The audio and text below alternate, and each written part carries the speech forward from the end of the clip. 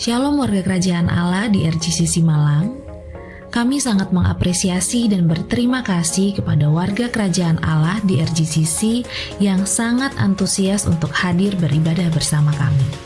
Kami bersyukur Tuhan mempercayakan warga kerajaan Allah yang sudah hadir baik di ibadah raya maupun roki atau gereja anak. Dalam kesempatan ini, kami menghimbau kepada setiap warga kerajaan untuk bisa datang 30 menit sebelum ibadah dimulai, supaya mendapatkan posisi tempat duduk yang terbaik dan demi kenyamanan bersama dengan tidak mengganggu jalannya ibadah. Terima kasih, Tuhan Yesus memberkati.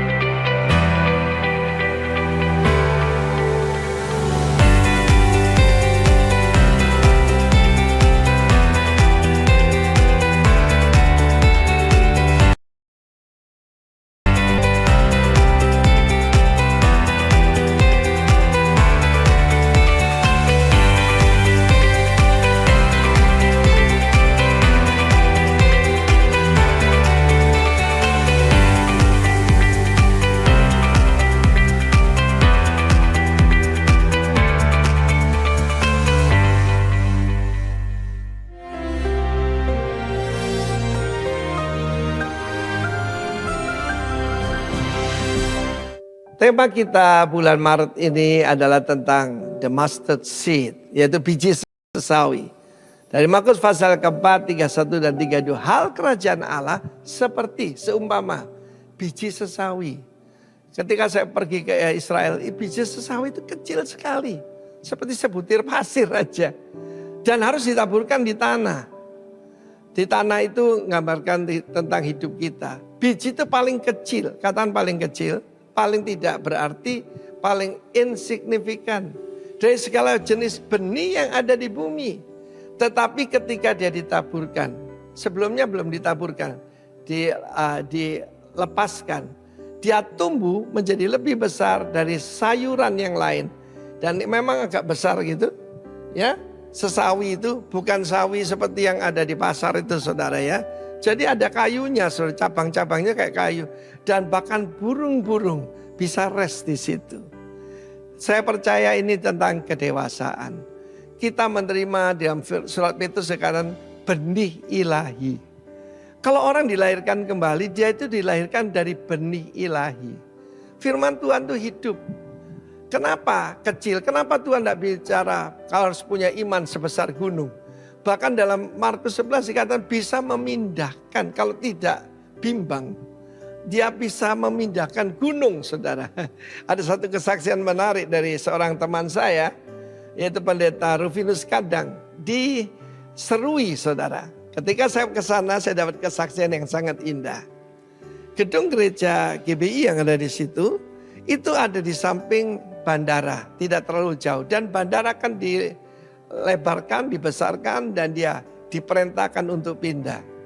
Dia mengajak jemaat untuk apa? Dia bilang memang kita kecil, tapi kita punya Tuhan yang besar.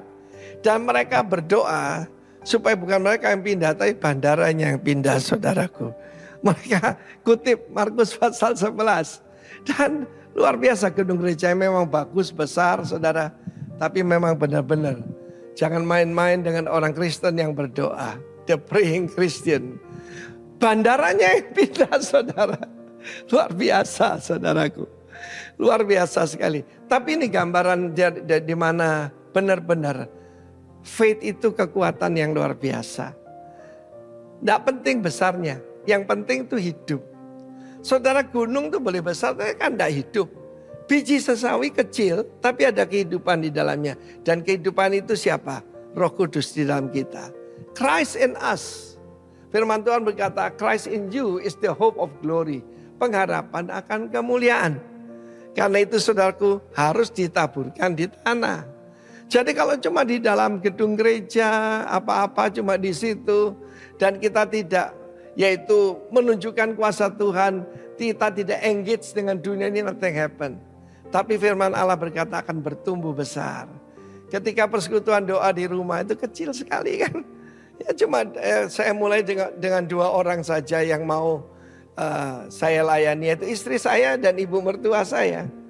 Tapi hari ini saudaraku, ketika saya pindah ke Bali diperintahkan Tuhan, obedience is the key. Maka hari ini dengan anugerah Tuhan 425 jemaat di 425 kota saudara ya.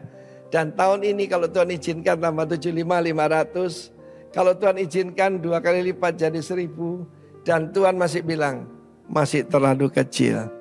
We serve a great God. We serve a big Messiah. Tuhan memberkati kita semua. Jangan pandang dirimu kecil. Yang penting ada kehidupan di dalamnya. Christ in you, the hope of glory. God bless you, warga kerajaan. Amin. Kayaknya yang datang cuma 10 orang. Shalom. Puji nama Tuhan. Semua datang hari ini dengan hati yang penuh sukacita. Amin. Amin. Amin. Oke, sebelum kita mau memuji dan menyembah Tuhan sama-sama, saya mau ajak Bapak Ibu Saudara untuk merenungkan ayat. Mungkin ayat yang akan kita baca bersama-sama kali ini itu adalah ayat yang sangat umum dan sangat sering kita dengar. Tapi percayalah, ayat itu membuat kita mengingat bahwa kita ada sampai hari ini itu bukan karena kuat gagah kita, tapi semua karena Tuhan Yesus yang besar dalam kita. Amin. Oke, kita mau baca dulu di Mazmur 49 ayat 8 sampai 9. Oke, karena terlalu mahal harga pembebasan nyawanya dan tidak memadai untuk selama-lamanya, supaya ia tetap hidup untuk seterusnya dan tidak melihat lubang kubur. Nah, kita percaya Bapak Ibu Saudara bahwa ada siapa yang percaya bahwa di sini kita adalah manusia yang suci? Tidak, kita adalah manusia yang penuh dosa. Amin. Iya. Kok amin? Iya. Jadi kita adalah manusia yang penuh dosa. Kita ada yang di sini bisa menjamin bahwa 1 jam aja dalam hidup kita tidak berbuat dosa. Ada? Enggak. Kita semua adalah manusia yang dari awalnya itu sudah berdosa. Nah, ini adalah selama perundungan saya selama saya itu membuat saya saya itu diingetin sama Tuhan bahwa nggak ada hal di dunia ini yang bisa saya lakukan tanpa Tuhan Yesus. Bahkan saya bisa berdiri saat ini di hadapan Bapak Ibu Saudara, itu semua karena Tuhan Yesus. Saya nggak bisa menghapus dosa saya nggak bisa menghapus kesalahan saya nggak bisa menghapus dosa masa lalu saya, dan saya juga tidak akan pernah bisa menjamin bahwa masa depan saya tidak akan penuh dengan dosa. Gitu. Tapi ada satu kabar baik, Injil, yang membuat saya dan saya harap Bapak Ibu Saudara juga terus mengingat bahwa kita harus selalu mengucap syukur. Ada satu anugerah terbesar yang diberikan buat kita. Mungkin berkat promosi pekerjaan, mungkin kita bisa makan sampai hari ini, kita bisa menggunakan pakaian yang luar biasa sampai hari ini, kita bisa bekerja, kita bisa studi, itu semua berkat dari Tuhan. Tapi ada satu berkat terbesar dari Allah Bapa buat setiap kita. Saya undang Bapak Ibu Saudara untuk bangkit berdiri, kita mau baca ayat ini sama-sama di Yohanes 3 ayat 16. 1, 2, 3. Karena begitu besar kasih Allah akan dunia ini, sehingga ia telah mengaruniakan anaknya yang tunggal, supaya setiap orang yang percaya kepadanya tidak binasa, melainkan beroleh hidup yang kekal. Amin. Kita percaya bahwa kita ada sampai hari ini semua karena Allah Bapa mengirimkan Tuhan Yesus buat kita. Karena Tuhan Yesus sudah menebus dosa kita. Pernahkah Bapak Ibu Saudara membayangkan tanpa ada Tuhan Yesus, tanpa pengorbanan Tuhan Yesus, tanpa kelahiran Tuhan Yesus, tanpa kematian Tuhan Yesus, tanpa kebangkitan Tuhan Yesus, harusnya kita yang mati karena dosa yang kita buat. Harusnya kita yang mati di kayu salib karena dosa setiap kita. Tapi Tuhan Yesus, dia di tempat paling tinggi, dia di posisi paling tinggi, dia mau turun ke dunia Bapak Ibu Saudara, hanya buat menebus setiap kita. Darahnya terlalu mahal untuk bisa digantikan dengan apapun. Tapi kita bisa mengucap syukur karena kita ada sampai hari ini karena Tuhan Yesus. Kita kudus sampai hari ini semua karena Tuhan Yesus. Amin. Kita mau puji sama sembah Tuhan sama-sama. Thank you Lord. Terima kasih Tuhan Yesus. Karena kasih-Mu yang terlalu besar untuk setiap kami Tuhan. Kami boleh ada sampai hari ini. Kami boleh ada untuk dapat menghadap ke tahta-Mu Tuhan. Kami mau naikkan setiap ucapan syukur kami di hadapan Engkau. Karena hanya Engkau Raja dan Allah yang menerima Tuhan. Yang layak menerima setiap pujian dan penyembahan kami Tuhan. Bertatalah atas setiap pujian kami. Berdaulatlah atas setiap penyembahan kami Tuhan. Haleluya. Terima kasih Tuhan buat kasih-Mu, buat pengorbanan-Mu. Karena Engkau Tuhan, anugerah terbesar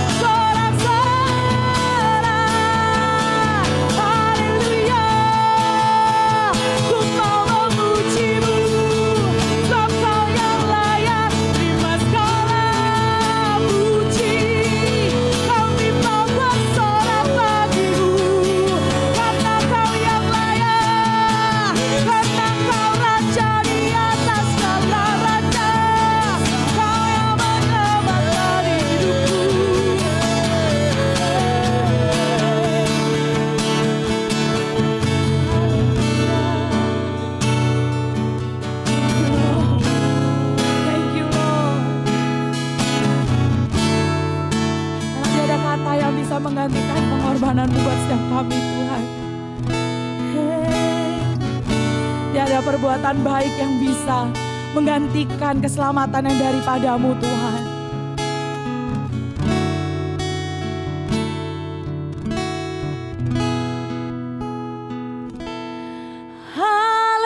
Haleluya, praise the one who set me free. Haleluya, death has lost its grip on me.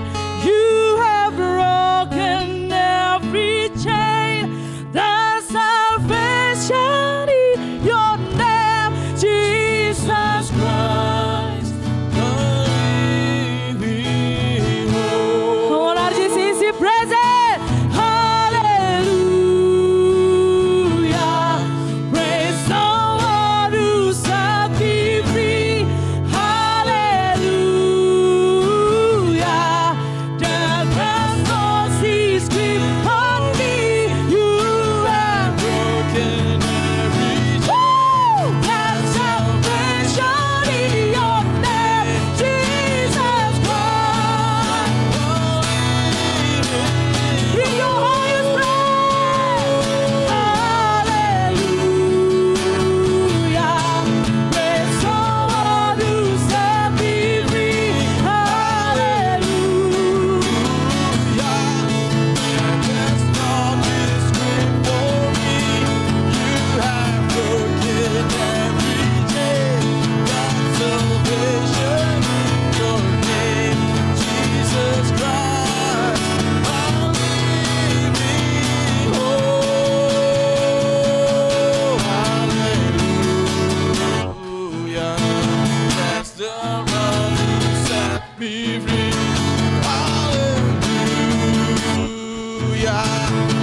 Just promise for me. You have broken every chain. There's salvation in your name, Jesus Christ. Once more, say hallelujah. There's someone to set me free. Hallelujah. And there's not this way for me. You have broken every chain. There's salvation in your name, Jesus Christ, my living hope. With all your hearts, shout hallelujah. Praise, amen. Hallelujah. Death has lost its grip for me. You have broken every chain.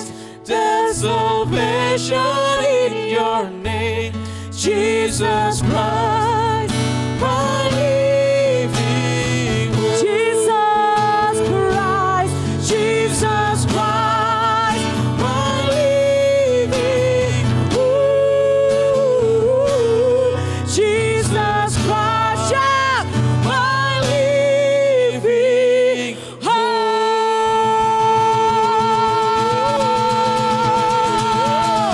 Haleluya. Terima kasih Tuhan Yesus, karena hanya Engkau yang selalu membuat kami terpesona Tuhan. Buat semua yang selalu terpesona dengan Tuhan Yesus, katakan. Woo! Penuh dengan sukacita. Penuh dengan sukacita. Woo! Ah.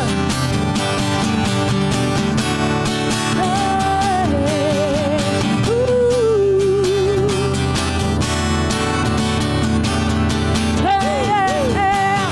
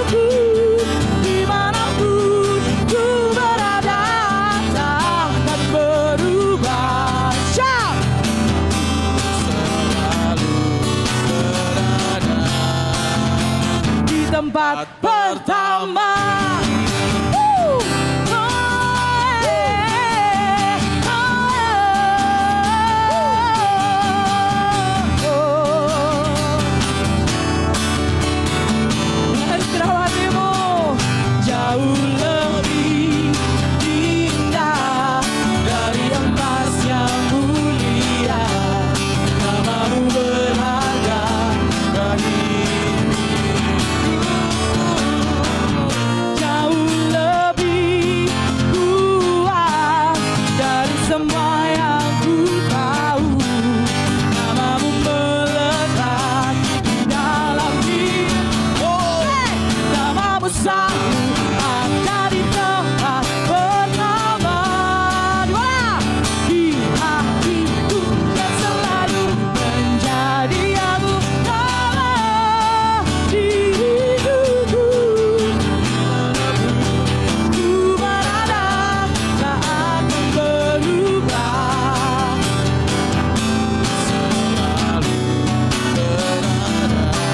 Put your hands up at Jesus. Namamu selalu ada di tempat pertama. Amin. Di hatiku dan selalu menjadi aku. Nama diriku dimanapun ku berada.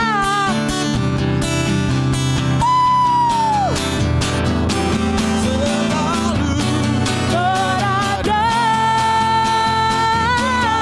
Namamu selalu ada di tempat. Di hatiku dan selalu diriku dimanapun ku berada tak akan berubah. Namamu selalu berada. Namamu once more. Namamu selalu berada. Shout! Di tempat pertama. berikan pujian dan doa buat Tuhan. Amin. You are more. You are more. Woo. Dia ku terpaku dan ku say.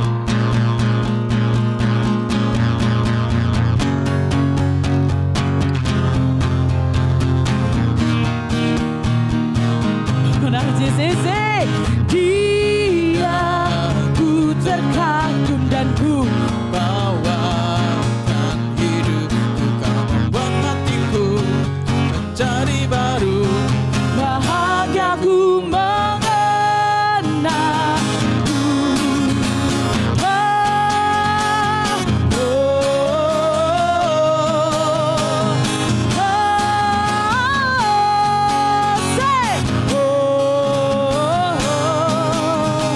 Dalam rembulan, dalam cahaya mentari, di gelap badai, indahnya pelangi. Malah tak bisa wajah berseri. Dan ku temukan kasih terbesar bagi dunia ini. Say, Dia Dan kasihmu yang bersihkan. dalam anugerah hatiku milikmu. Indah ku terkagum dan ku bawakan hidupku. Kau membuat hatiku menjadi baru. Bahagiaku mengenai Dia ku terpaku dan ku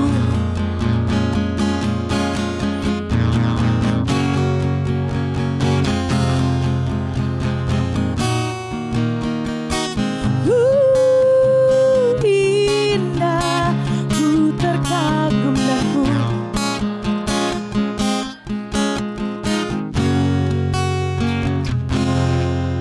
once more with all your heart say. Dia ku terpaku dan ku takjub akan kasih-Mu yang tertulis indah dalam anugerah hatiku milik-Mu. Indah ku terkagum dan ku bawakan hidup.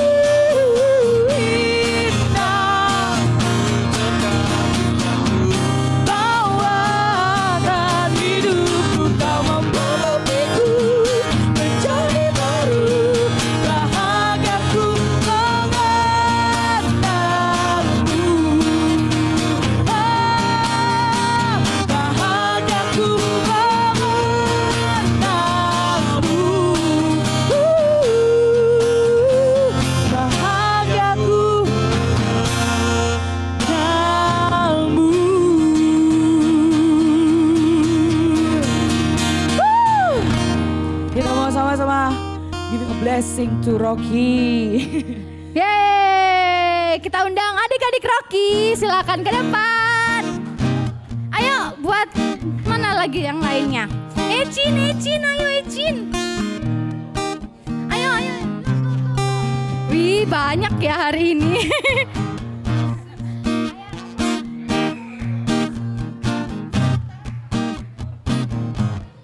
Oke, nggak apa-apa kalau nggak ini. Ayo Rafa, sini dah. Nggak apa-apa. It's okay. Kakak-kakak Rocky sudah di depan. Ayo, Bi. Wih, ada.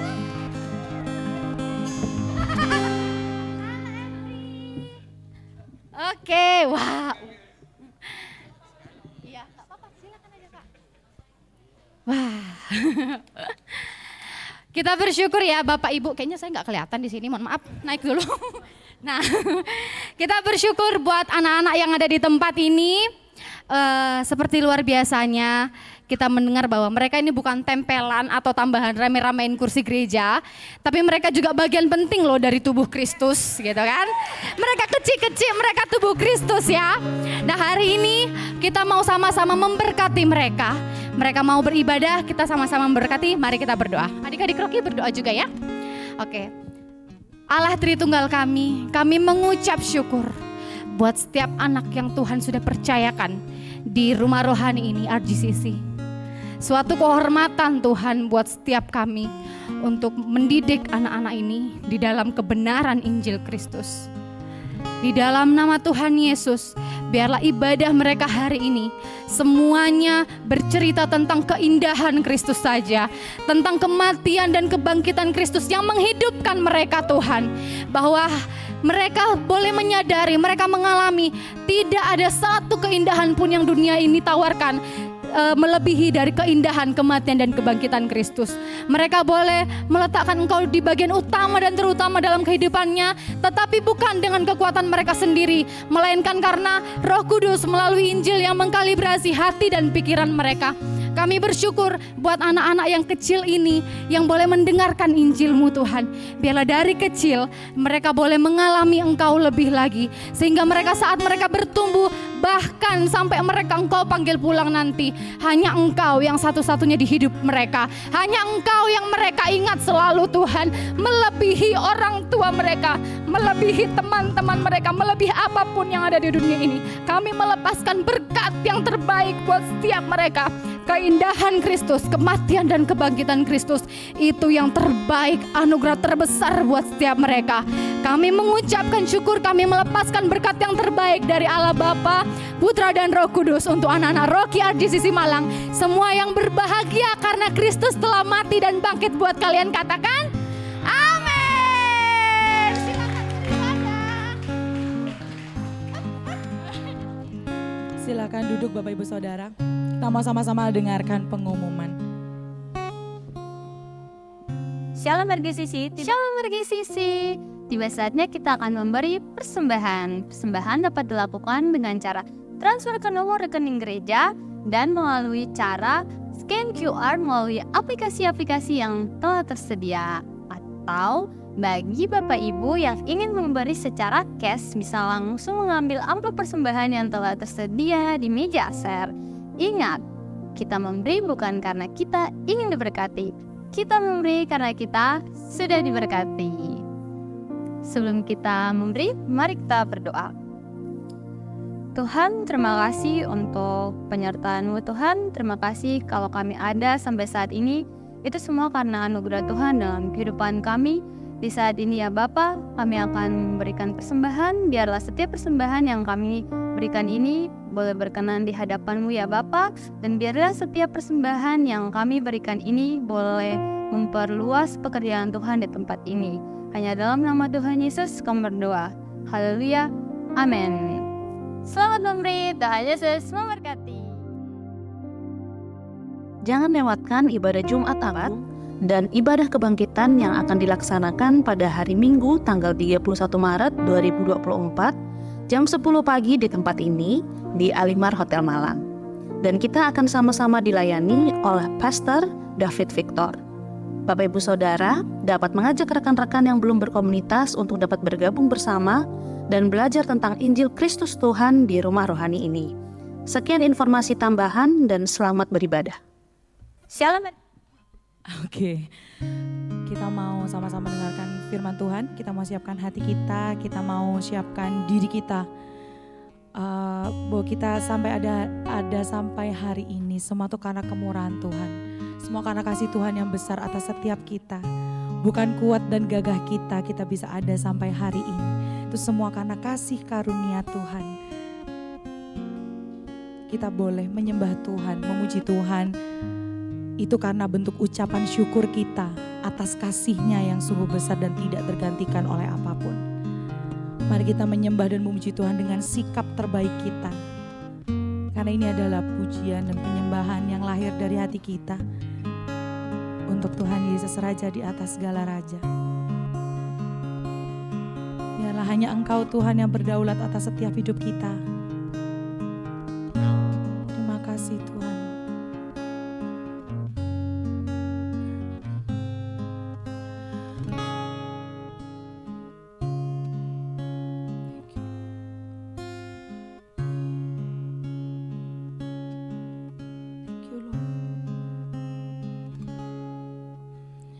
Ku rindu setiap waktu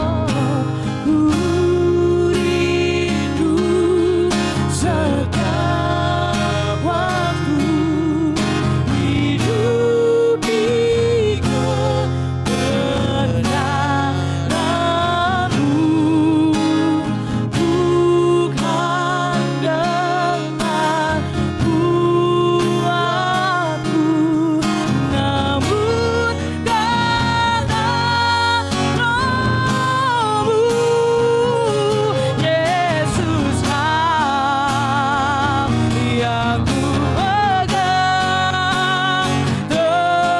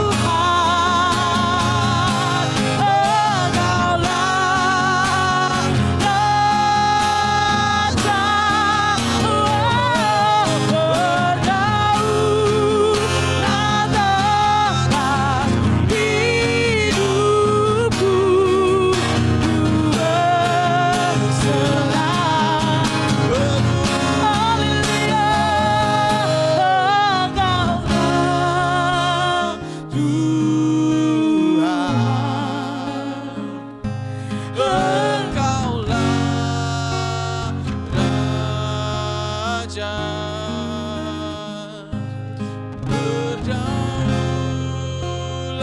atas hidupku, ku berserah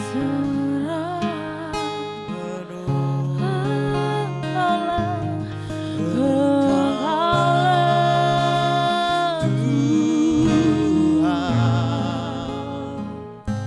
Engkaulah Raja, berdaulat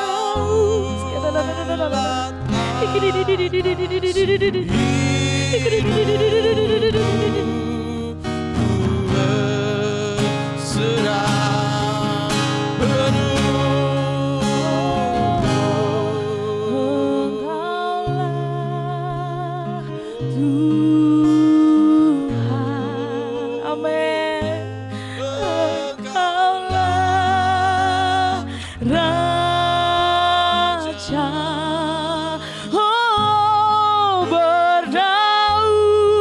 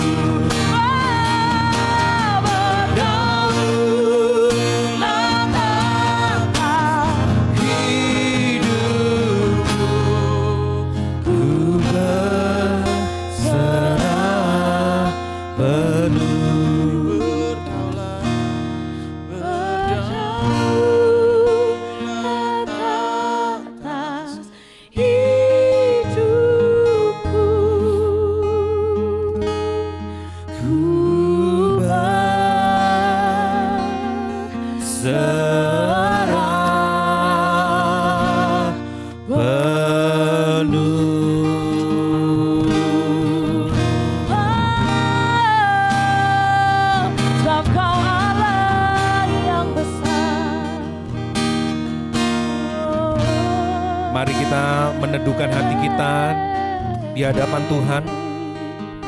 Dan biarlah kita mengambil sikap bertobat di hadapan Tuhan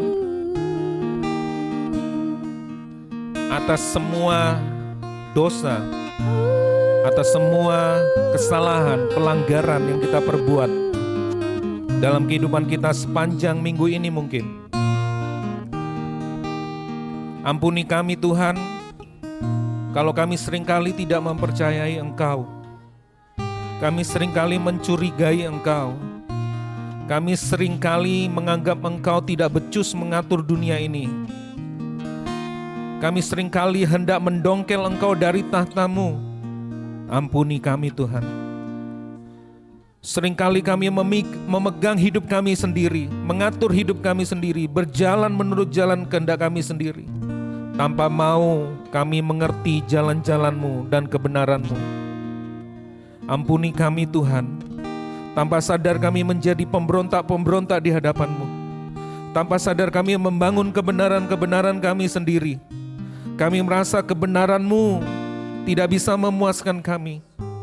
Kami mencari kebenaran-kebenaran yang lain di luar sana yang sekiranya bisa memuaskan lapar dan dahaga kami. Ampuni kami Tuhan. Seharusnya kami ditimpa murka-Mu. Seharusnya kami ditimpa amarah-Mu. Tapi puji Tuhan, syukur kepada Allah karena Kristus Yesus yang menjadi pengantara kami. Kami selalu diterima. Kami selalu mendapatkan anugerah. Ampuni gerutuan kami. Ampuni omelan kami. Ampuni kami seringkali tidak bisa melihat kedalaman hati-Mu. Kami tidak setia, tapi justru Engkau setia karena Yesus Kristus. Ampuni kami Tuhan. Dan biarlah hati kami hari ini menjadi tanah hati yang baik, tanah hati yang gembur. Roh Kudus membajak hati kami. Biarlah setiap firman, benih firman-Mu itu jatuh di dalam hati kami yang terbaik. Dan biarlah kami semua mata, telinga kami, effort kami hari ini kami tujukan kepada firman-Mu. Karena ada satu masa nanti, ada satu kelaparan, bukan kelaparan akan makanan dan minuman, tetapi kelaparan akan firman Tuhan. Dan waktu itu terjadi, firman Tuhan sudah tidak ada lagi, firman Tuhan diangkat. Dan kami tidak mau, sementara kami ada di dalam limpahan anugerah firman Tuhan yang begitu melimpah, kami menyia-nyiakannya. Sebab itu kami mau mendengar seperti seorang murid, duduk diam di bawah kaki-Mu. Terpuji nama-Mu Bapa, Tuhan Yesus dan Roh Kudus. Kami mengucap syukur, kami berdoa. Haleluya. Amin. Tuhan Yesus memberkati. Silakan duduk Bapak Ibu Saudara. Yes. Puji Tuhan, kita sudah semakin mendekati Paskah, ya, Jumat Agung. Jangan lupa, jangan meluangkan waktu ya. Menyiapkan waktu. Meluangkan waktu berarti kan sisa-sisa. Ini waktu yang terpenting, waktu yang luar biasa kita mengingat kembali pengorbanan Tuhan Yesus dan kita merayakan kebangkitannya, kematian dan kebangkitan Kristus. Nah, hari ini saya akan melanjutkan seri khotbah saya yang saya sudah persiapkan. Ya, hari ini kita akan belajar dalam tema series yaitu Salt and Light, garam dan terang, ya, garam dan terang dunia. Dan hari ini kita memasuki kata bahagia yang ke 1, 2, 3, 4, ya, yang keempat. Kita sudah melalui ucapan bahagia yang satu, yang pertama, yang kedua, dan ketiga, dan hari ini kita memasuki yang keempat. Yang pertama itu apa? Berbahagialah orang yang miskin, ya, di hadapan Allah. Yang kedua apa? Berbahagia orang yang berduka cita. Yang ketiga kemarin berbahagialah orang yang lemah lembut. Nah, semua ini dalam rangkaian yang tidak bisa dipisah-pisahkan. Nanti saudara akan mengerti tentang semua hal itu ya. Nah, kita akan masuk, saya kasih tema The Fullness of Hunger. Jadi ini paradok ya. Bagaimana mungkin orang yang lapar itu bisa puas? Seharusnya kan berbahagialah orang yang sudah makan, karena mereka pasti kenyang. Berbahagialah orang yang minum, karena mereka pasti akan dipuaskan. Tapi firman Tuhan ngomong berbahagia orang yang lapar dan haus, akan kebenaran, mereka akan dipuaskan. Nah, hari ini kita akan belajar bersama-sama ya. Temanya the fullness of hunger. Ya, kepenuhan dari kelaparan. Bagaimana mungkin, membingungkan ini memang ya. Nah, ayo kita bersama-sama belajar. Ya, ini ayatnya. Saya ambil beberapa terjemahan, ya 2 aja terjemahan dari bahasa Indonesia. Ayat utamanya seperti itu, bahasa Inggrisnya ya. Nah, berbahagialah orang yang rindu melakukan kehendak Allah. BIMK menerjemahkan kebenaran itu kehendak Allah, dan memang benar, nanti saya ceritakan ya. Tepat terjemahannya, makanya saya ambil. Ya, melakukan kehendak Allah, ya, Allah akan memuaskan mereka. Siapa yang memuaskan? Allah sendiri loh. Ya, bukan yang lain loh. Kita ini lebih suka dipuaskan oleh Allah atau yang lain? Kita lebih suka dipuaskan sama yang lain. Tetapi di sini dikasih jaminan, aku sendiri, Allah sendiri yang akan memuaskan kita. Ya, berbahagialah orang-orang yang lapar dan haus akan kehendak Allah. Nah, saya pilih memang ini ya, terjemahan ini, TB2. Karena mereka akan dipuaskan. Nah, ini ayat-ayat yang luar biasa. Nah, makan dan minum itu berhubungan dengan kehidupan sehari-hari, betul ya? Kita tidak bisa makan, tidak bisa minum, itu bahaya ya. Dan kalau kita lapar kita makan, kalau kita haus kita minum. Nah, masalahnya bukan di situ. Masalahnya itu adalah apa yang kita makan dan kita minum. Ya. We are what we eat. Ya. Kita ini adalah apa yang kita makan. Betul ya? Kalau kita makan gula terlalu banyak, lemak terlalu banyak, ya seperti itulah kita. Ya, kita adalah apa yang kita makan.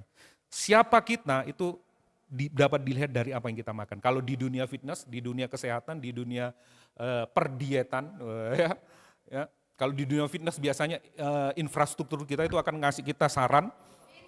Instruktur ya. Saya ngetes aja, berarti kalian ini mendengarkan ya. Puji Tuhan berarti, langsung diralat gitu ya. Jadi instruktur fitness kita itu selalu ngomongin, mas, bro, sis, nge-gym itu hanya, nge-gym itu 20% aja. Wow, ya. Tapi yang 80% itu makanan. Makanan yang kita makan, minuman yang kita minum. 20% itu cuma nge-gym. Bahkan ada yang ngomong cuma 10%. 20% aja. Sisanya itu apa yang kamu makan. Betul itu saudara. Nah, dan ini berkembang lebih dalam lagi ketika kita masuk ke dalam jiwa dan rohani, batiniah kita. Ya, itu lebih berbahaya lagi, apa yang jiwa kita makan, apa yang yang kita konsumsi setiap hari itu akan mempengaruhi, akan membuat kita menjadi siapa kita yang sebenarnya. Siapa kita? Kalau kita sering melihat kekerasan dengan kekerasan, hedonisme, erotisme, ya, materialisme, konsumerisme, semua aja ada me-nya ya. Pada akhirnya kita akan menjadi seperti apa yang kita tonton, kita dengar, kita lihat. Kalau makanan kan lewat mulut, kalau jiwa itu biasanya lewat telinga dan lewat mata.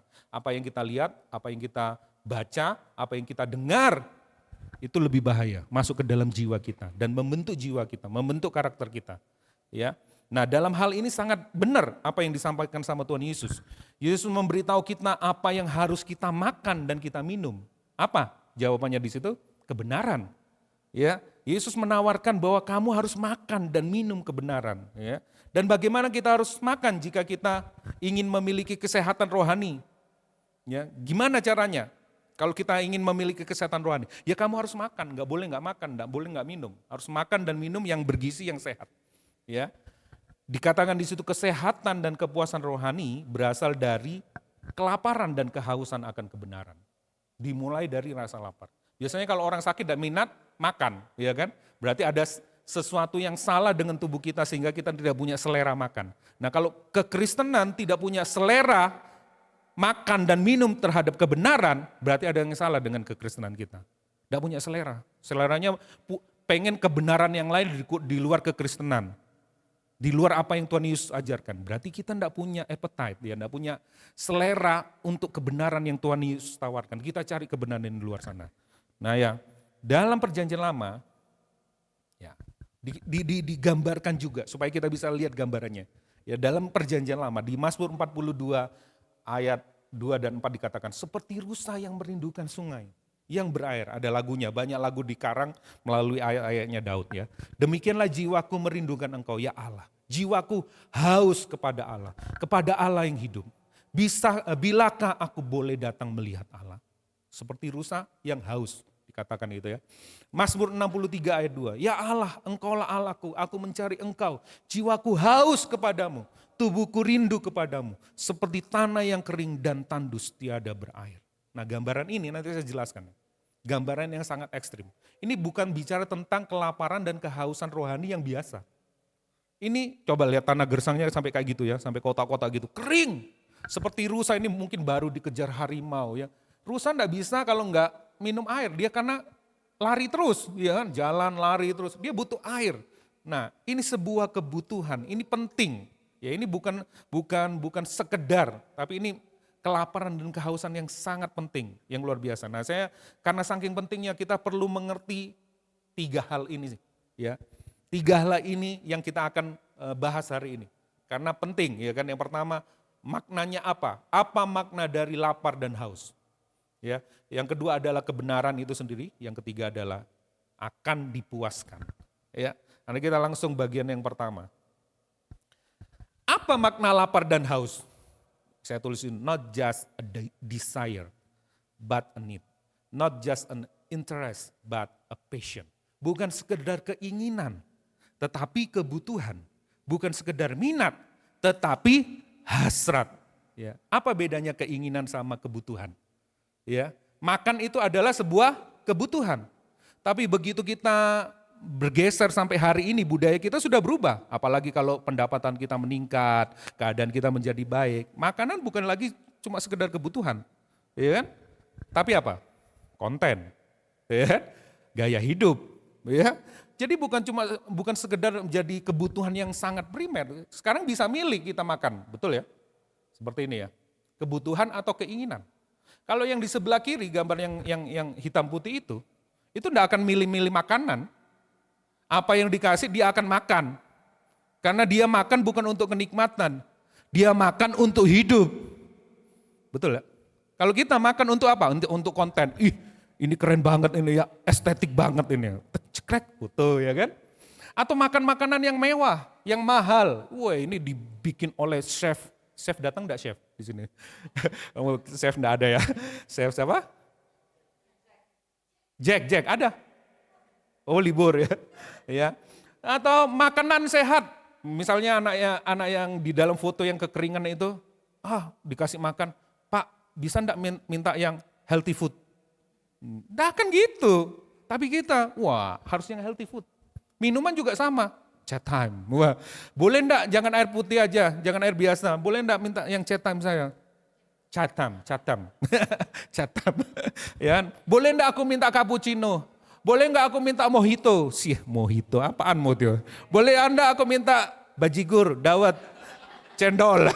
Boleh aku minta itu? Enggak akan bakalan. Yang ada di sebelah ini fotonya ini, yang ada di sebelah sini ini, itu keinginan. Bagaimana dengan kita? Apakah kita menjadikan kebenaran Tuhan itu sebagai keinginan atau kebutuhan? Kalau kebutuhan seperti rusa tadi, seperti tanah yang tandus yang kering ini, tidak bisa tidak, tidak boleh tidak, nggak bisa digantikan, tidak bisa diwakilkan. Aku harus dapat itu. Pertanyaannya adalah, adakah rasa lapar dan haus itu dalam hati kita? Atau jangan-jangan kita cuma punya keinginan. Ikut Tuhan itu cuma keinginan, cuma punya minat, bukan passion. Coba bayangin kalau ada orang yang datang ke Kualek, latih saya jadi pemain basket, supaya saya bisa masuk ke tim basket nasional. Oh ya, sungguhan, benar kamu, aku galak loh, aku kalau ngelatih galak loh. Itu kata kesaksian lovely wife-nya ya. Benar, mau, oke. Pertama, kamu harus lari sekian kilo, pagi-pagi harus bangun. Benaya kemarin diajarin loncat sesering mungkin loncat. Ya loncat supaya otot kakinya kuat, apalah diajarin. Mungkin kita menawar, tidak bisa cuma lihat YouTube aja kok. Bagiin link terus nanti tak tonton. Tidak bisa, kamu ini mau jadi pemain basket lalu cuma mau apa? Melakukan hobi. Itu minat, bedanya minat sama hasrat. Kalau hasrat dia akan lakukan itu, dia akan tujuanku, aku akan jadi pemain nasional. Nah kita punya circle badminton ya. Itu saya yakin dan percaya, mereka main itu bukan untuk nanti mau jadi juara All England, bukan. Ya mereka cuma minatnya sama, interestnya sama, kumpul-kumpul ya gitu ya. Iya, asik-asik itu aja. Pertanyaannya adalah, apakah kekristenan kita itu cuma keinginan dan minat? Kalau minat itu gampang ya, kita bisa atur aja, enggak ibadah hari ini aja lah, aku atur lah, minggu depan kan masih ada juga. Itu minat. Tapi kalau lapar dan haus tidak bisa, tidak. Tidak ada kendaraan, tak datang. Hujan, enggak apa-apa. Itu haus. Lapar. Bukan minat atau keinginan. Ya. Coba renungkan baik-baik dulu. Saya hubungkan dengan ini. Kesadaran tentang kemiskinan dengan keberdukaan kita, ini kan ucapan bahagia yang sebelumnya. Di hadapan Allah. Seharusnya membuat kita lapar dan haus akan Allah. Dan menjadikan Allah sebagai pemuas satu-satunya. Jelas, semakin kita miskin, tidak berdaya, tidak bisa melakukan apa-apa, no hope, tidak ada harapan, tidak ada yang bisa menolong kita, tidak mampu kita. Dan kita juga menyadari keberdukaan kita, penuh dosa, penuh hal-hal yang jadi dalam diri kita. Tidak ada yang bisa menyelamatkan kita.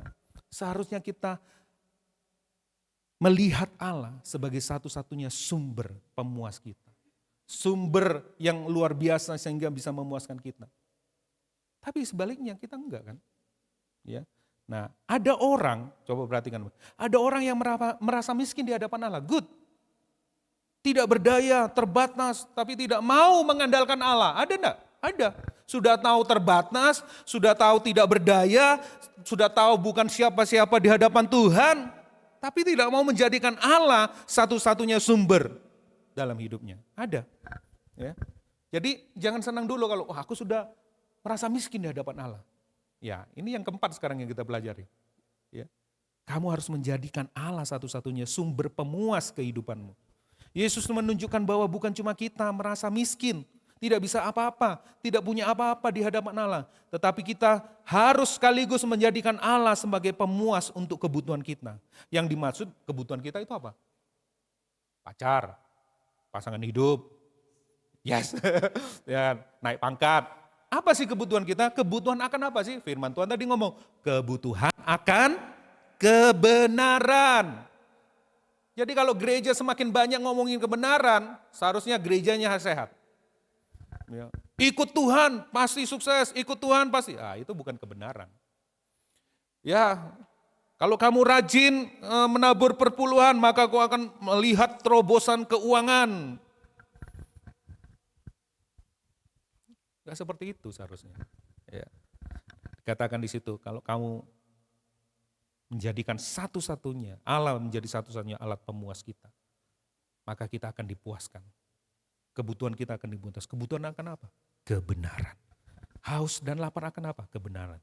Hal ini menegaskan bahwa orang yang merasa diri tidak bisa apa-apa, tidak punya apa-apa, belum tentu menjadikan Allah segala-galanya.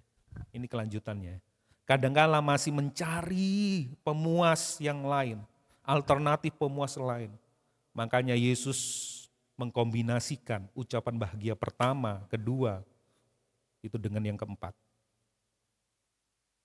Ya, sudahkah kita lapar dan haus akan kebenaran? Nah, itu yang pertama. Yang kedua, apa itu kebenaran? Apa itu kebenaran? Kebenaran atau righteousness, ya. Dalam bahasa Yunaninya itu sudah berapa kali juga pernah disebutkan di sini ya, dikaiosine, ya, kayak bahasa Korea atau bahasa Jepang nih. Mempunyai arti yang sangat luas di dalam Alkitab, banyak sekali dicatat. Ya, untuk itu kita perlu membatasi ruang lingkupnya. Ya, kita akan belajar dari pengertian Injil Matius saja. Paulus juga nulis, Yohanes juga nulis, ya, tentang kebenaran Lukas juga ada. Tapi kita mau lihat karena sudut pandangnya berbeda-beda, bukan kontradiksi, bukan bertentangan, tapi berbeda. Mereka melihat dari banyak sisi, tapi itu satu kesatuan. Tapi kita akan melihat bagaimana maksud Matius menulis tentang kebenaran ini. Kita akan melihatnya cukup dari tulisan-tulisan Matius. Jadi kalau nanti dibaca di Injil Matius, itu cuma sedikit Matius menulis kebenaran. Kemungkinan ada 7, ya, itu mulai dari perkataan Yesus di bukit sampai nanti pasal yang ke-7 itu kalau nggak salah, itu hanya sekedar 7 aja yang ngomongin tentang kebenaran. Nah dari situ nanti kita akan belajar ya. Iya. Mari kita belajar, Paulus ngomongin tentang kebenaran juga, tapi dari sudut yang berbeda. Oleh karena itu kita perlu memahami makna kebenaran dari sudut pandang Matius ini saja. Kita akan mengambil ayat-ayat seputar dari Matius ini saja. Yang pertama, dikaiosune itu artinya kehendak Allah. Tadi saya sudah sebut ya, tadi ada terjemahan Indonesia bagus. Mengarah pada sebuah kehidupan yang sesuai dengan kehendak Allah. Hidupmu ini diselaraskan dengan maunya Tuhan, bukan mau-maumu. Ya. Suka-sukamu Tuhan, itu lagu yang sulit loh, saya kasih tahu. Itu kayaknya lagu girang, itu lagu yang paling berbahaya dan sulit. Benar suka-sukamu Tuhan. Mau hidupmu diselaraskan dengan kehidupan Tuhan. Nah, saya ada tanda kurung di situ ya. Mungkin saudara bertanya, apaan tuh? Tanda kurung religius, moral. Apa kok Dev ini mau ngajarin tentang agamawi, Injil agamawi dan Injil moralitas ini? Waduh bahaya nih, apakah sudah berubah lagi? Kita punya haluan? Ya, apa? Sabar ya. Ya. Sabar, itu bukan tentang itu. Nah, tapi saudara harus lihat, Matius ini jeli dalam tulisannya ya.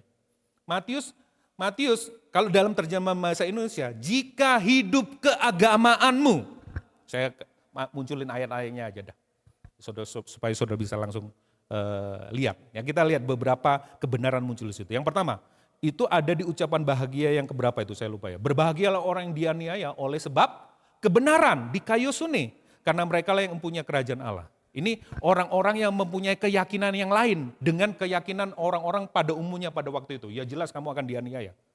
Nah itu siapa itu? Orang yang percaya pada Yesus, pada ajaran Tuhan Yesus pada zamannya pada waktu itu. Tidak sesuai dengan kebenaran pada umumnya. Disiksa kamu, dianiaya kamu. Gara-gara keyakinannya, gara-gara agamanya. Dan itu akan terjadi dan semakin meningkat eskalasinya ke depan. Bahkan Tuhan Yesus sudah ngomongin, nanti kalau ada orang membunuh engkau, itu dianggap berbuat bakti kepada Allah. Karena apa? Karena beda keyakinan. Betul enggak? Nah ini tentang agama, tentang religius tadi, religius moral. Ya. Nah jika hidup keagamaanmu dikaiosune tidak lebih benar daripada hidup keagamaan, tadi yang saya ngomong ya. Dikatakan di situ, jika hidup keagamaanmu. Bahasa Indonesianya, tulisnya seperti ini. Ya. Ditulis itu kebenaran, dikaiosune. Artinya apa? Nanti saya jelasin sebentar. Nah yang berikutnya, ingatlah jangan kamu melakukan kewajiban agamamu. Lagi ditulis itu, dikaiosune. Dilawan orang supaya dilihat mereka. Karena jika demikian kamu telah beroleh upah dari Bapamu. Apa maksudnya? Ya saya mengerti, memahami mengapa LAI menerjemahkan bukan kebenaran. Tapi hidup keagamaanmu. Karena Yesus sedang membandingkan dengan dua kelompok besar pada waktu itu. Yaitu Farisi dan ahli Taurat. Ya. Seperti yang sudah kita tahu bahwa dua kelompok ini sebagai kelompok yang sangat getol, sangat benar-benar luar biasa melakukan kegiatan keagamaan mereka. Kekristenan sendiri secara teologis itu bukan agama. Ini jawaban saya. Kekristenan secara teologis bukan agama, tetapi secara pendekatan sosiologi orang bisa melihat kita sebagai orang yang beragama. Pada waktu itu, pada zaman itu, orang melihat pengikut Yesus sebagai orang yang beragama. Makanya Matius melihat kalau hidup keagamaanmu tidak melebihi orang Farisi dan ahli Taurat. Kamu tidak bisa masuk kerajaan Allah. Nah itu yang dimaksud tadi. Nah dari ayat yang saya tunjukkan ini tadi, kita bisa menangkap bahwa Matius memahami kebenaran itu dalam konteks religius moral. Hal ini tentang apa ini sih? Kok religius moral ini tentang apa? Hal ini tentang bagaimana, perhatikan Bapak, bagaimana kita menjalankan kesalehan-kesalehan kita yang berasal dari kebenaran yang kita yakini. Sederhananya gini, bagaimana kita menjalankan kehidupan kita sesuai dengan apa yang kita percayai. Bagaimana kita itu taat kepada ajaran-ajaran yang kita percaya, kurang lebih kayak gitu. Sederhananya. Sudahkah kita, tingkah laku kita, perbuatan kita, perilaku kita, itu sesuai dengan iman yang kita percayai? Cocok enggak? Kadang-kadang enggak cocok, dan banyak tidak cocoknya, betul ya? Itu yang disebut kebenaran dalam konteks religius moral yang disampaikan oleh Matius. Kebenaran di sini adalah kebenaran batin yang terwujud, diwujudkan, bukan cuma sekedar di dalam tapi diwujudkan dalam kehidupan sehingga orang-orang bisa lihat, oh kamu orang ini ya, kamu memiliki kepercayaan inilah, seperti itu kurang lebih. Ya, sesuai dengan kehendak Allah. Nah, itu yang disebut kebenaran yang disebut oleh Matius. Lapar dan haus akan kebenaran itu berarti merindukan kebenaran. Saya ulang lagi, yang dipraktekkan. Nah, kemarin sudah disebut ya sama Mak ya, suniemi, yang dipraktekkan. Ada masalah apa di kehidupanmu, kamu tahu kamu harus melakukan apa sesuai dengan apa yang kamu imani. Kalau bahasa lain saya itu kefasihan hidup dalam kebenaran. Kamu tahu nih, kamu menghadapi situasi nih. Terus apa yang kamu percaya tentang itu? Apa yang harus kamu lakukan? Apa yang harus kamu kerjakan? Sesuai dengan iman yang kamu yakini itu. Itu namanya kebenaran yang dimaksud oleh Matius. Siapa yang lapar dan haus adalah orang-orang yang menginginkan karakter kerajaan itu termanifestasi dalam kehidupan kita. Itu yang pertama. Sudah ngerti ya? Jadi kamu punya keyakinan, kita punya keyakinan, kamu yakin dengan apa yang kamu imani di dalam Yesus Kristus, kamu memanifestasikannya dalam hidupmu. Kamu taat sesuai dengan apa yang kamu yakini. Kamu mengerti kamu harus berbuat apa di dalam kehidupan ini. Jika ada tantangan, jika ada musibah, jadi ada tragedi, jadi ada berkat sekalipun, kamu tahu harus menghadapinya seperti apa sesuai dengan imanmu.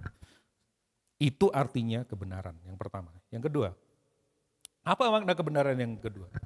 Itu adalah kekekalan. Kata di kayu suni dikontraskan dengan hal-hal yang sementara. Berkaitan dengan hal-hal yang tidak jasmania. Hal-hal yang rohania dan hal-hal yang kekal. Dikaitkan dengan hal-hal yang rohania. Dikontraskan dengan hal-hal yang sementara, yang fana. Ya. Ini ayatnya. Dari Matius semua kan. Semua itu dicari bangsa-bangsa yang tidak mengenal Allah. Akan tetapi Bapamu yang di surga tahu bahwa kamu memerlukan semua itu. Itu hal jasmani. Betul ya? Tetapi carilah yang rohani, yang kekal. Carilah dahulu kerajaan Allah dan kebenarannya. Maka semuanya itu akan ditambahkan kepadamu. Semuanya itu apa? Pacar, mobil Ferrari, rumah, real estate, apa. Itu banyak orang salah mengerti tentang ayat. Woi, semuanya men. Ya, bukan cuma makan dan minum, tapi semuanya. Berarti lebih dari makan dan minum. Salah.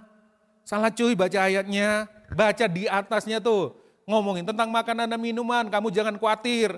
Nah, kamu harus cari dulu kerajaan Allah. Maka semuanya itu apa? Makan dan minum itu loh yang kamu cari, yang dicari sama bangsa-bangsa itu akan ditambahkan kepadamu. Saya mau tanya nih, seberapa berat hidup Anda hari ini? Seberapa Anda berjuang dalam mengatur kehidupan? Enggak boleh, ya. Adakah di sini yang sampai tidak bisa makan? Ada yang sampai sini tidak bisa makan? Masih dipelihara sama Tuhan? Terbukti ayat ini.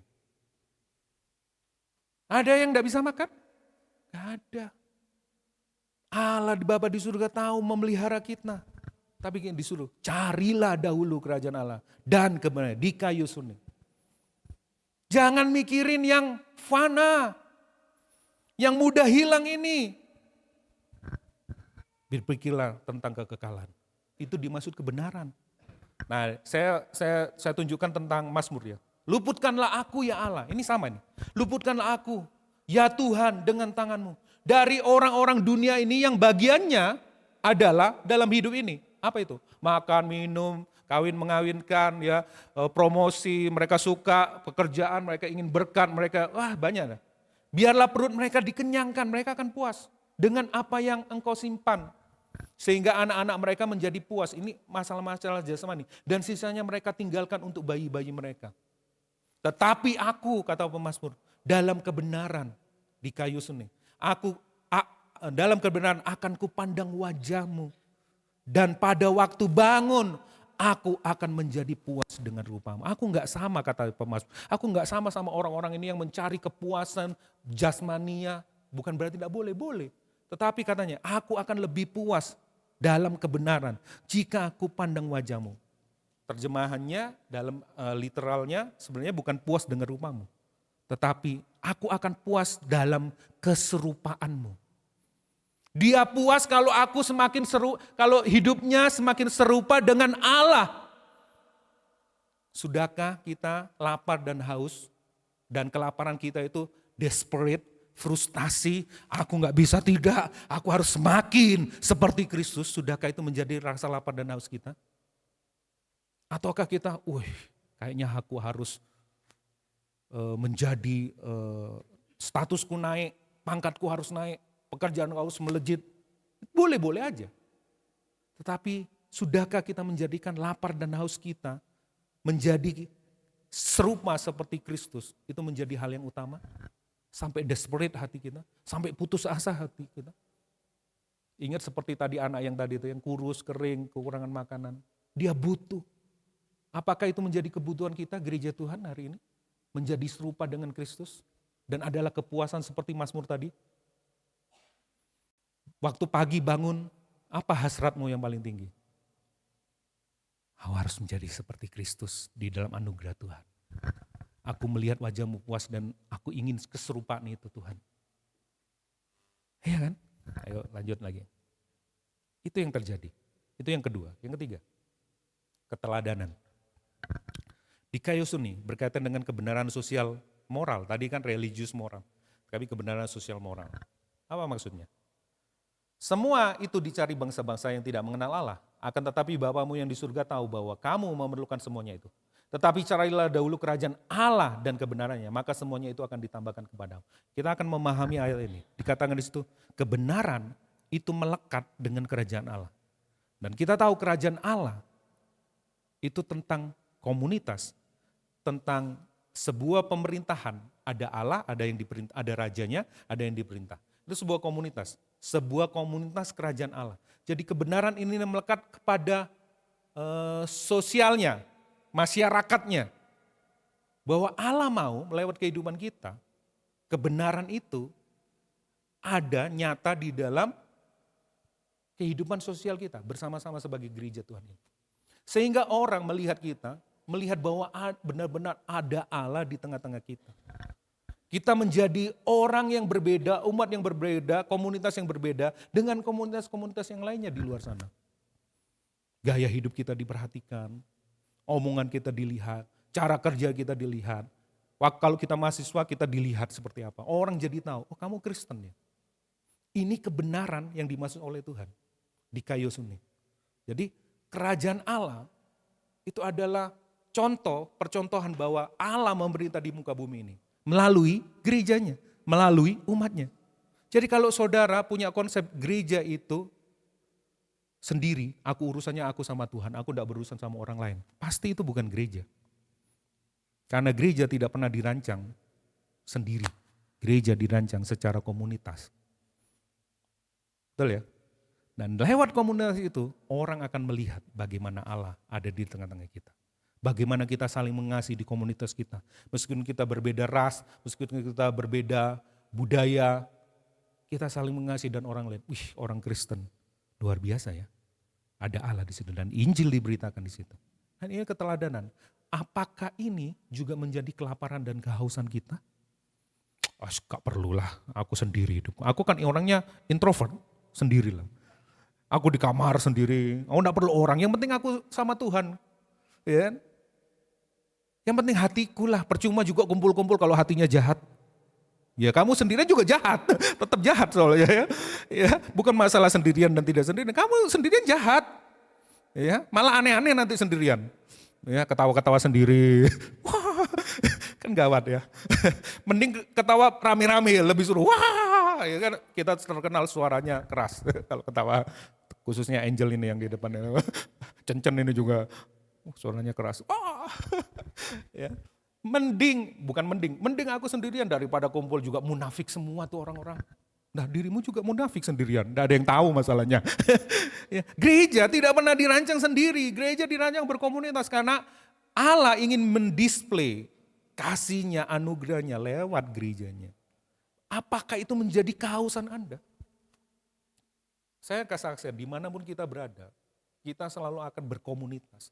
Kita akan ngumpul, ada rock tidak ada rock, kita akan kumpul sama orang-orang yang akan membangun visi yang sama dengan Tuhan. Tak peduli mau gerejanya apa saja. Yang penting diajarin kebenaran. Injil sejati. Saya akan pergi. Saya akan datang. Karena gereja dirancang untuk itu. Apakah itu menjadi kelaparan dan kehausanmu? Gereja Tuhan, itu yang disampaikan oleh Matius. Yang terakhir, quote dulu. Ya, semakin kita lapar dan haus akan kebenaran Allah, maka itu pasti menghancurkan hal-hal yang sifatnya membenarkan diri sendiri, pembenaran diri sendiri. Kenapa kita selalu membenarkan diri sendiri? Jangan-jangan kita tidak lapar dan haus akan Allah. Karena rasa lapar dan haus ini menyingkapkan kebutuhan kita yang terdalam, yang tidak bisa ditolong oleh siapapun. Ya, ketidakmampuan diri kita sendiri. Semakin kita rasa lapar dan haus akan Allah, akan kebenaran, semakin kita sadar kita ini miskin, kita ini berdosa, kita ini bukan siapa-siapa di hadapan Allah. Itu menghancurkan seluruh kita, seluruh kebenaran kita, seluruh pembenaran diri sendiri. Kadang-kadang kita ini bukan cari kebenaran, tapi cari pembenaran diri kan. Oh, aku benar kok, tuduh aku yang salah, bukan aku yang salah, dia yang salah kok. Kita cari pembenaran. Bahkan kalau kita berdosa, kita cari ayatnya untuk mendukung kita bahwa kita benar. Itu dosanya pendeta kayak gitu. Kok aku udah berdosa, ini ada ayat yang lain yang membela aku. Berarti aku udah berdosa ini. Main politik sama Tuhan, mana bisa lah. Gak bisa. Ya, itu seperti itu. Yang terakhir, makna akan dipuaskan. Ini adalah sebuah kepuasan yang sudah dijanjikan dan dijamin oleh Tuhan. Kita sudah mendapatkan kepuasan itu hari ini, ya, tapi belum sepenuhnya, kata Paulus. Nanti waktu bumi langit yang baru, kepuasan kita akan maksimal, akan puncaknya di situ. Tapi sekarang kita bisa taste, ya, tester, kita merasakan itu. Tapi bukan dalam bentuk yang sempurna, tapi bisa.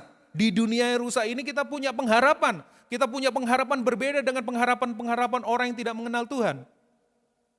Kita bisa masih tenang, meskipun kita lewat di badai. Kenapa? Punya pengharapan, kita tahu. Kita bisa mengalami mujizat. Mujizat masih bekerja, tapi itu foretaste. Incipin nanti di dunia yang baru, langit bumi yang baru. Tidak ada dosa, tidak ada penyakit, tidak ada pemberontakan, tidak ada pembunuhan. Itu full kita akan dipuaskan. Tetapi ketika ada di sini, kita masih bisa mencicipi itu. Rugi kalau kita tidak bisa mencicipi itu. Dan kita cari kepuasan-kepuasan yang lain di luar sana. Kita masih bisa mencicipi, sekalipun kita masih babak belur, ada masalah, ada badai. Tapi kita bisa punya pengharapan.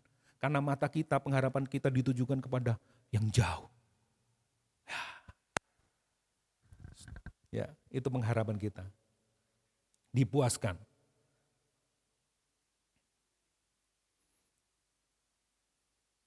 Ya. Matius 3 ayat 15. Yesus ngomong gitu. Lalu Yesus menjawab, katanya kepadanya, biarlah hal itu terjadi karena demikianlah sepatutnya kita menggenapkan. Bukan cuma Tuhan loh, dia ngomong kita menggenapkan seluruh di kayu suni kehendak Allah. Dan Yohanes pun menurutinya. Jadi dari awal penciptaan, kejatuhan manusia, penebusan, sampai nanti bumi ini dipulihkan seluruhnya. Allah telah menetapkan. Yesus ngomong, aku menggenapkan seluruhnya. Kita akan menggenapkan seluruhnya. Dan ada jaminannya di situ. Nah ini yang kita rayakan ya besok ya Natal. Natal, Paskah. Cepet-cepet Natal. Ya, ada jaminan. Sejak Yesus datang pertama kali memulai pelayanan dibaptis, dia sudah menegaskan kepada Yohanes Pembaptis bahwa dia datang untuk menggenapi seluruh kebenaran itu. Ya, jika tidak demikian maka Matius 5 itu akan menjadi menakutkan bagi kita. Karena kebenaran kita harus melampaui orang-orang Farisi dan ahli Taurat. Dan itu susah banget. Karena mereka itu secara religius, secara ritual, mereka itu sangat detail, sangat taat. Beda sama kita yang tidak taat. Bagaimana kita bisa melampaui mereka? Tidak bisa, puji Tuhan. Karena semua sudah dilakukan oleh Kristus bagi kita. Maka kita bisa mencicipi kasih itu. Dan sedang menuju kepada kesempurnaannya. Oke.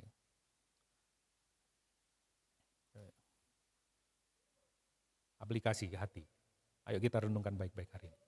Sudahkah kita menjadikan kebenaran kehendak Allah, kekekalan, teladan sebagai sumber kehidupan kita.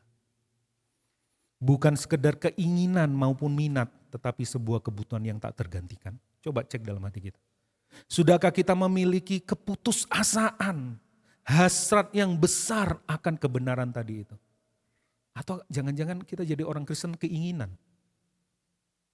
Atau kita cuma minat jadi orang Kristen aja, tapi tidak punya passion untuk menjadi orang Kristen, tidak punya hasrat. Tidak perlu buru-buru dijawab. Sudahkah kita menghidupi kebenaran yang kita imani? Cocok enggak dengan perilaku kita, tingkah laku kita? Sudahkah kita menyelaraskan hati kita? Hati ini mencintai sesuatu. Hati di dalam hati itu bisa menyembah, bisa menyintai, bisa menyombong, macam-macam hati itu. Ya. Sudahkah kita mengatur kehendak kita, memilih yang sesuai dengan kehendak Tuhan? Pikiran kita, apakah pikiran kita membenarkan pikiran kita sendiri, atau kita setuju sepakat dengan kebenaran Allah? Dan tindakan kita itu sesuai dengan kebenaran. Apakah kita sudah selaras? Atau kita berbeda? Lain di hati, lain di mulut, lain di tingkah laku dan sebagainya. Sudahkah kita menjadikan kebenaran sebagai kepuasan kita satu-satunya, atau kita masih cari kebenaran yang lain? Aku cobalah server sebelah ya. Siapa tahu oke juga nih server sebelah nih. Ya, aku login dulu lah, log out dari sini dulu, login ke situ. Asik juga di sini ya. Atau kita mau cari kebenaran apa? Oh ya, kayaknya yang sekarang laris itu New Age. New Age itu kan tidak ada agama, spiritual. Jadi ya agama ini kan perang-perang terus nih. Aku mau cari damai. Wah ini New Age-nya. Kayaknya asik nih. Atau apa? Atau uang jadi agama kita? Sudahkah kita menjadikan kebenaran sebagai kepuasan kita satu-satunya? Ayo, itu aplikasi hati kita seharusnya. Mengapa? Pertanyaan adalah, mengapa kita seringkali gagal merasa lapar dan haus akan kebenaran? Mengapa seringkali gagal? Yang pertama, ini ya. Saya langsung terjemahin ini ya. John Piper ini ngomong gini, jika Anda tidak merasakan hasrat yang kuat untuk memanifestasi kemuliaan Tuhan, itu bukan karena Anda telah puas, telah minum banyak dan merasa puas. Anda tahu segalanya tentang Tuhan, bukan. Anda puas gitu, bukan. Itu karena Anda telah mengerikiti, itu bahasa ada di KBBI loh, makanya saya ambil terjemahnya. Mengerikiti, nibel ya. Mengerikiti begitu lama di meja dunia. Jiwa Anda dipenuhi dengan hal-hal kecil dan tidak ada ruang untuk yang besar, untuk kemuliaan Tuhan. Kenapa? Karena kita terlalu banyak ngemil di meja dunia. Kita makan snack-snack yang ditawarkan dunia, micin-micin yang ditawarkan dunia. Ya, kita sudah kenyang ketika kita berhadapan dengan kebenaran Allah. Aduh, warak aku wis. Kita datang dalam keadaan kenyang, datang ibadah di gereja ini. Kita beribadah dengan rasa kenyang. Kita sudah kenyang dengan seminggu ini dengan apa yang ditawarkan dunia. Padahal itu cuma snack. Kenapa seperti itu? Hati kita ini sudah tercemar. Kita menginginkan hal-hal yang murah. Murahan bahkan ya. Dan kita menggantikan kemuliaan Allah dengan itu. Kita menggantikan makanan yang penuh kebenaran, minuman yang penuh kebenaran dengan snack. Dan kita datang. Ya, kita jadi agamawi akhirnya. Oh Tuhan, Engkau baik. Padahal kita tidak lapar dan haus akan Tuhan.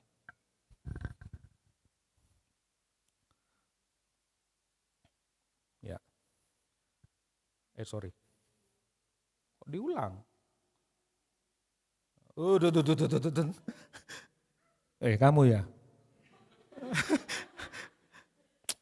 Mentang-mentang sudah diperingatin waktunya langsung dimatiin. Sentimeter aja sih. Sentimen. Ya. Mengapa kita sering gagal? Karena kita punya perspektif. Itu adalah perspektif agama. Ya. Kita punya perspektif, kalau aku melakukan ini, apa ya berkatnya?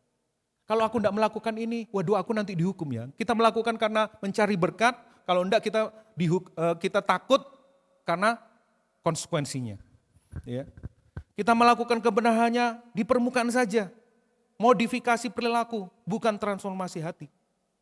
Biasanya ada dua kelompok orang ya, yang memiliki daya dorong yang seperti ini, memiliki daya dorong yang salah untuk melakukan kebenaran. Tadi saya sudah sampaikan. Pertama yang ingin mendapatkan perkenanan Allah. Dan kedua itu takut akan konsekuensi. Kayaknya aku masih kurang lagi. Apa harus berbuat apa ini Tuhan? Kita berpikir kekristenan itu sesuatu yang ditambahkan di kehidupan kita. Kita berpikir Yesus itu sesuatu yang ditambahkan di dalam kehidupan kita. Padahal kan Yesus itu adalah satu-satunya yang membongkar, menjungkir balikkan seluruh kehidupan kita. Bongkar sampai ke akar-akarnya. Yesus bukan tempelan di kehidupan kita. Apa yang kurang Tuhan? Apa yang kurang Tuhan? Aku bisa lakukan apa ya? No. Tuhan itu membongkar semua yang salah. Sampai ke akar-akar. Merobohkan gedungnya. Bila perlu dibom. Boom. Dan aku akan bangun sesuatu yang baru di kehidupanmu. Itu kekristenan. Kekristenan bukan menambahkan sesuatu di kehidupan kita. Kekristenan bukan melakukan sesuatu untuk bisa Tuhan berkenan kepada kita. Kekristenan itu seperti bom tadi. Boom. Dan aku akan bangun yang baru. Makanya tadi kan, aku akan kasih hati yang baru. Kamu enggak bisa, aku akan kasih hati yang baru. Tak bongkar semuanya. Jangan jadikan Yesus tempelan kulkas. Tempel. Aku butuh nih, apalagi tempel. Kekristenan seradikal itu memang. Ya. Ini ya, ngomongin seperti itu. Kita telah menjadi puas hanya dengan gereja. Hanya dengan kegiatan keagamaan. Hanya dengan jumlah dan bangunan. Hal-hal yang dapat kita kerjakan. Tidak ada yang salah dengan hal tersebut, tetapi semua itu tidak lebih dari buih, busa yang ditinggalkan oleh ombak di lautan kemuliaan dan kebaikan Allah. Nah, kita cuma kagum sama buihnya. Wow, keren ya. Padahal ada laut kemuliaan Allah yang luar biasa. Kita mudah puas dengan hal-hal yang receh. Meskipun saya bapak-bapak receh. Ya. Mengapa kita gagal menjadikan kebenaran sebagai satu-satunya pemuas di kehidupan kita? Ya, ini dia. Ya, saya pakai ini. C.S. Lewis. Tampaknya Tuhan kita mendapati hasrat kita tidak terlalu kuat, lemah. Tidak terlalu kuat. Kita adalah makhluk yang setengah hati, benar enggak? Bermain-main dengan minuman, seks, ambisi. Ketika sukacita yang tak terbatas ditawarkan kepada kita, kita malah main-main dengan itu. Seks, konsumerisme, dan lain-lain ya. Erotisme, ya. Kita main-main dengan itu. Kita ini seperti anak kecil yang bodoh, yang ingin terus bikin kue-kuean itu dari lumpur, dari tanah. Pernah ngalami kayak gitu? Bikin kue dari lumpur. Ya mainnya itu di tempat sampah, di tempat-tempat kotor, di selokan gitu, di daerah kumuh ya. Karena anak itu enggak bisa membayangkan apa yang dimaksud dengan tawaran liburan di laut, di pantai yang hebat, yang luar biasa. Ayo ikut libur. Enggak, aku asik di sini. Dia main di sampah, di tanah, main bikin kue-kue. Padahal Tuhan ngajak, aku akan ajak kamu berlibur ke pantai sana, Raja Ampat. Tapi dia mau, wah anak di sini, itu kita. Kita terlalu puas dengan apa yang kita kerjakan, kita nikmati sendiri. Kita terlalu mudah puas, mudah senang.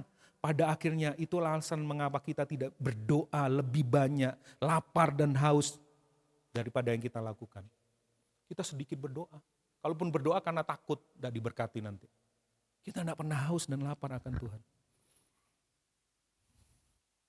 Kalibrasi hati kita. Yang perlu kita sadari adalah kita tidak akan pernah mampu melakukan kebenaran. Jangankan melakukan kebenaran, untuk lapar dan haus saja akan kebenaran belum tentu ada di dalam hati kita. Kita sudah tidak tertolong. Tidak ada yang bisa menolong kita. Cek hati kita, benar enggak sih? Jangankan melakukan kebenaran, punya hasrat aja lapar dan haus, belum tentu ada. Siapa yang bisa tolong kita? Kristus, sang pencipta dan pemilik segalanya, menjadi sama dan terbatas sama seperti kita. Hanya untuk menyelesaikan pekerjaan Bapa. Dia tidak butuh apa-apa di surga. Tidak nolong kita pun nggak apa-apa. Tapi dia mau turun jadi sama seperti kita, disiksa, ditelanjangi, untuk menggenapi pekerjaan Bapa, yaitu menebus kita. Menebus saudara dan saya. Menjadikan kita orang benar dan memberikan jaminan hidup kekal. Yohanes 3 ayat 4 ngomong kayak apa? Kata Yesus kepada mereka, makananku. Yesus butuh makan waktu jadi manusia, butuh minum. Tapi dia ngomong, yang paling utama. Makananku ialah melakukan kehendak Dia yang mengutus aku dan menyelesaikan pekerjaannya. Apa itu pekerjaannya? Menyelamatkan saudara dan saya. Kok bisa-bisanya kita tidak lapar dan haus akan Tuhan? Kebacut, kebangetan. Benar enggak sih? Tuhan ngomong, makananku melakukan kehendak Bapa. Keren enggak sih Tuhan kita? Kitanya aja yang enggak keren. Harus bertobat. Kalibrasi hati kedua. Kristus datang untuk membawa hukum. Tidak membawa hukum, Kristus datang tidak membawa hukum. Tetapi Ia datang menyatakan dirinya sebagai pribadi yang penuh kasih, karunia, dan kebenaran. Kasih karunia itu bukan sesuatu, tapi pribadi Allah sendiri. Kebenaran itu pribadi. Kita tidak menghidupi kebenaran di bawah hukum Taurat lagi akhirnya. Tetapi di bawah hukum kasih karunia. Ayatnya seperti ini. Karena dari kepenuhannya kita semua telah menerima kasih karunia demi kasih karunia. Sebab hukum Taurat diberikan oleh Musa. Musa kasih hukum Taurat. Kamu kalau lakukan ini, ya lakukan itu. Jangan lakukan ini, jangan lakukan itu. Kalau kamu lakukan berkat, kalau kamu tidak lakukan kutuk. Itu hukum Taurat. Tetapi kasih karunia dan kebenaran tidak dikatakan diberi oleh Yesus. Enggak kan? Tapi katanya kasih karunia datang oleh Yesus Kristus. Artinya kasih karunia dan kebenaran itu tidak seperti benda nih, tak kasih karunia dan kebenaran nih. Enggak, dia menyatakan dirinya untuk menyatakan kasih karunia dan kebenaran. Kalau Musa memberi hukum, kita terkoneksi dengan hukum bukan dengan pribadi. Tetapi kasih karunia dan kebenaran kita terkoneksi dengan pribadi, seorang pribadi. Itu bedanya. Itu yang membuat kita seharusnya lapar dan haus kebenaran. Refleksi hati, itu saya tutup dengan ini, sudah selesai. Yohanes 4 ayat 10. Jawab Yesus kepadanya, jikalau engkau tahu tentang karunia Allah, ini kepada perempuan ya, dan siapakah dia yang berkata kepadamu, berilah aku minum. Niscaya engkau telah meminta kepadanya dan ia telah memberikan kepadamu air hidup. Yohanes 6 ayat 51. Akulah roti hidup yang telah turun dari surga. Jika seorang makan dari roti ini, ia akan hidup selama-lamanya. Dan roti yang kuberikan ialah dagingku, yang akan kuberikan untuk hidup dunia ini. Semakin Anda lapar, semakin Anda haus, semakin Anda akan dipuaskan. Kepuasan sejati kita dimulai dari rasa lapar dan haus akan kebenaran. Anda tidak akan pernah menemukan kepuasan sejati jika kita tidak lapar dan haus akan kebenaran Allah. Tetapi rasa lapar dan haus kita dimulai dari ketidakpuasan kita dengan semua kebenaran semu yang ada di dunia ini yang sudah rusak karena dosa. Semakin kita mengerti tentang kebenaran semu yang ditawarkan oleh dunia ini, kepuasan yang ditawarkan oleh dunia ini, seharusnya kita semakin lari kepada Tuhan. Wah, ini kok ini ya, bukan lari menjauh, justru lari mendengar. Hanya Engkau yang sanggup memenuhi hidupku Tuhan, memuaskan aku Tuhan. Kebanyakan dari kita apa? Lari menjauh dari Tuhan. Ada masalah, lari menjauh dari Tuhan. Bukan justru mendekat. Kita cari kebenaran-kebenaran yang semu, bukan cari kebenaran yang sejati. Nah ini siklus. Kalau Anda ingin dipuaskan, dimulai dari rasa lapar. Rasa lapar ini akan dipuaskan.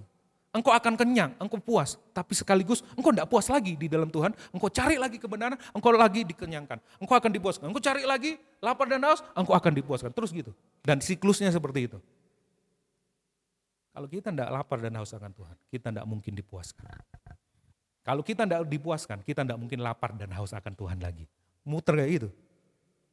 Saya tutup, selesai.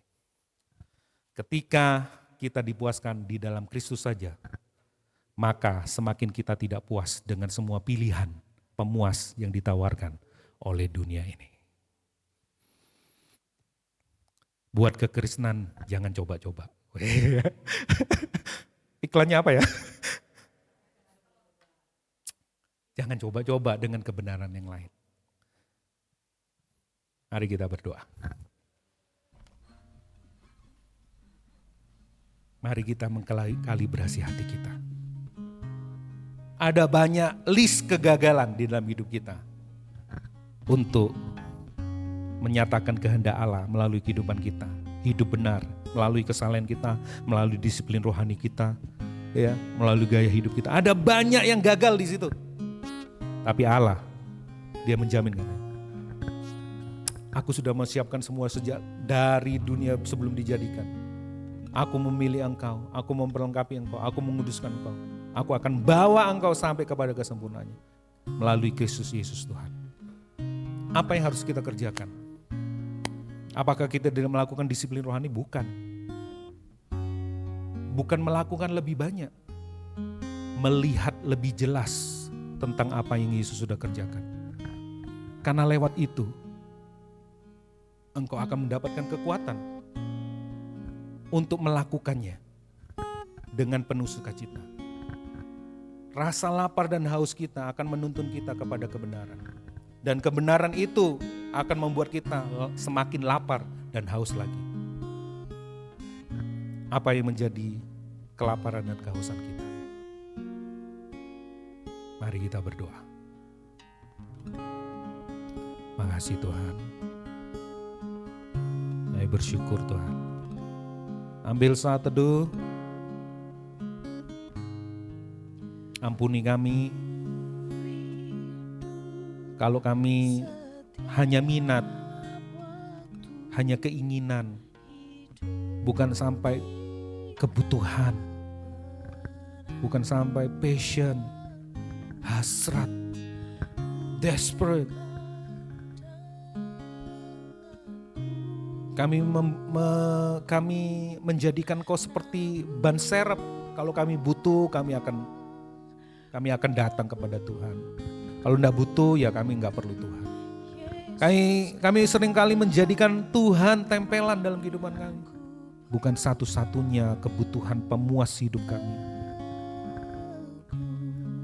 Kalau ada orang-orang yang capek dengan kebenaran-kebenaran yang dunia tawarkan, kebenaran-kebenaran semu, pemuas-pemuas semu, engkau harus lari kepada Tuhan. Dan itu hanya bisa didapat di dalam Yesus Kristus Tuhan. Karena dia sendiri berkata, tidak ada satu tokoh agama pun yang berkata, ikut aku. Gak ada. Semua tokoh agama akan menunjukkan, ikuti jalan ini, ikuti jalan ini, ikuti jalan. Tapi hanya Tuhan Yesus yang berkata, akulah jalan, kebenaran, dan kehidupan. Tidak ada seorang pun yang sampai kepada Bapa tanpa melalui aku. Dia declare dengan jelas, aku jalan, kebenaran, dan kehidupan. Jangan sampai kita seperti anak ayam yang mati di lumbung padi. Kami bersyukur Tuhan buat anugerah-Mu. Sebentar kami akan merayakan Jumat Agung. Kiranya mempersiapkan hati jemaat-Mu Tuhan. Kami lapar, kami haus. Terima kasih buat firman-Mu, kami ucap syukur, kami berdoa. Dan saya undang jemaat bangkit berdiri bersama-sama dan terima berkat Tuhan ini.